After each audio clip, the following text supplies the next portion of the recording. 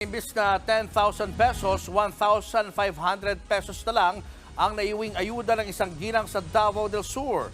Ang pera kasing nakuha mula sa DSWD, binawasan ng mga opisyal ng barangay. Nasa frontline na balitang yan si Jenny Dongon. Hi guys, good morning guys. Biyernes na makatanggap si Ann Villarin ng 10,000 pisong cash assistance mula sa Department of Social Welfare and Development o DSWD. Isa kasi ang pamilya niya sa mga benepisyaryo ng Presidential Assistance to Farmers, Fisher Folks and Families sa Barangay Sinawilan, Matanao, Davao del Sur. Sila yung mga pamilyang lubos na apektado ng epekto ng El Nino. Pero pagkatanggap, sinabihan daw si Ann na kailangan niya raw dalhin sa barangay ang nakuhang ayuda. Hatod pa daw ni sa barangay. Sa barangay pa daw ni Iagi guys. Pero ang saya ni Ann nang matanggap ang 10,000 piso, napalitan ng luha. Binawasan kasi ng barangay ng 8,500 pesos ang ayuda niya. Mura ni gihatag sa kuha 1.5 ha. Dawat 10,000 akong ginawat kahapon buo. Sakit kaayo, grabe ka.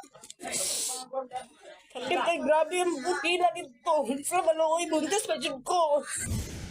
2 araw pa man din daw nagtsagang pumila ang buntis sa si Ann para makuha ang ayuda. Nag-viral ang video ni Ann matapos niyang i-post online. Dito na umaksyon ang DSWD. Ayon kay DSWD Secretary Rex Gatchalian, agad pinuntahan ng opisyal ng kanilang regional office si Ann. Nakausap din daw nila ang mga opisyal ng Barangay Sinawilan. At dito dinipensahan kung bakit nila binawasan ang ayuda ni Ann. They're in denial pero meron silang sinabi, kasi may sinabi sila na alam mo very vague yung sagot pero alam mo meron na para daw ibigay rin sa iba na nangangailangan. So may parang implied na pag-amin na parang we did it because may iba kaming magandang layunin rin. Giit ni Gatchalian, mali ang ginawa ng barangay. Walang may karapatan na kumalta sa benepisyo or sa grant or sa ayuda. Hindi rin daw dapat gawing palusot ng mga nananamantalang opisyal na sila ang nag-refer sa DSWD sa mga benepisyaryo, kaya may hati sila sa matatanggap nito. Pag nag-refer kayo hanggang sa refer na lang sana. Huwag nyo nang tangkain pa na kumuha ng processing fee, finder's fee, assistance fee, kung ano man tawag yan.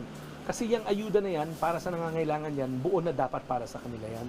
Hindi dapat yan pinapakilaman. Sinusubukan pa naming kunin ng panig ng mga opisyal ng Barangay Sinawilan. Pero ayon sa DSWD, nangako ang barangay na ibabalik ang 8,500 na kinuha nila kay Ann. Tiniyak naman ng ahensya na tutulungan nila si Ann na magsampa ng kaso laban sa mga opisyal ng barangay. Makikipag-ugnayan din sila sa DILG, lalo't mga lokal na opisyal ang mga sangkot. Iniimbestigahan din ng kagawaran kung may iba pang benepisyaryo na binawasan din ang natanggap na ayuda. Nagbabalita mula sa frontline, Jenny Dongon, News 5.